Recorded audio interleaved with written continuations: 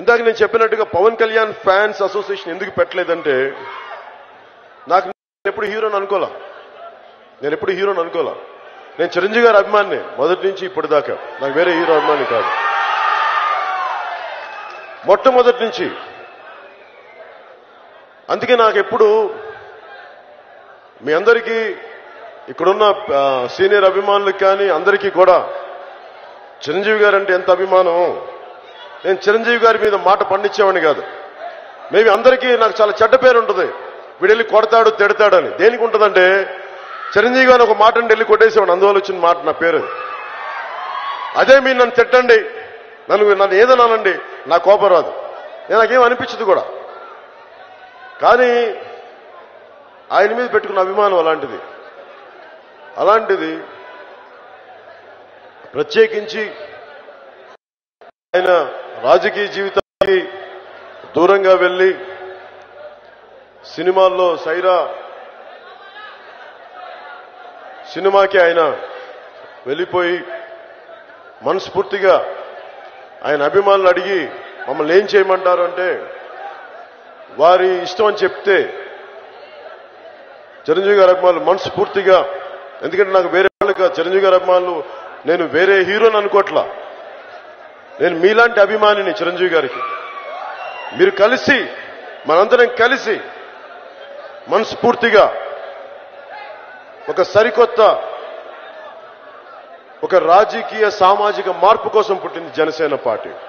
ఇదే హైదరాబాద్ లో 2014లో మార్చి మాసంలో ఇంతమంది సమక్షంలో జనసేన పార్టీ ఆవిర్భావం జరిగింది.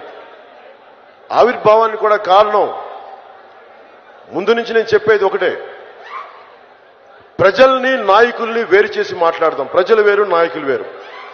వాళ్ళు చేసే పాలసీల వల్ల కానీ వాళ్ళ చేసే విధి విధానాల వల్ల కానీ ప్రజల మధ్య స్పర్ధలు రాకూడదు. నేను కోరుకునేది అదే. అంతకుమించి నాకు ఎవరితోటి కూడా ప్రత్యేకించి స్పర్ధలు ఉండవు. నాకు ఇదే కుటుంబంలో ఉండి భిన్నమైన మనస్తత్వాలు ఉంటాయి, అంతేగాని వేరేని కాదు, తక్కువని కాదు.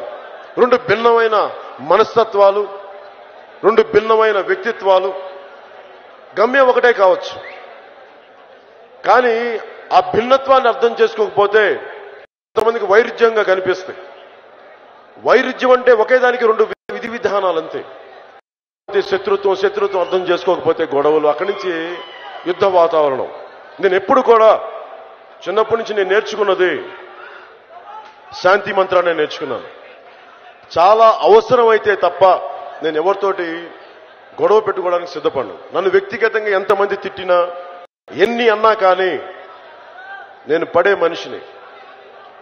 నాకు బాధ ఎప్పుడు కలుగుద్దంటే, ఆవేదన ఎప్పుడు కలుగుద్దంటే, సమాజం గాని దోపిడీకి గురవుతుంటే, సమాజంలో తాలూకు వివక్ష ఉంటే నాకు ఖచ్చితంగా ఆవేదన, కోపం ఉంటుంది. ఏంటండి, వీడియో నచ్చిందా? అయితే ఓ లైక్ వేసుకోండి, లేదంటే ఓ కామెంట్ చేయండి. ఎప్పటికప్పుడు మా వీడియోస్ చూడాలంటే సబ్స్క్రైబ్ చేసుకోండి.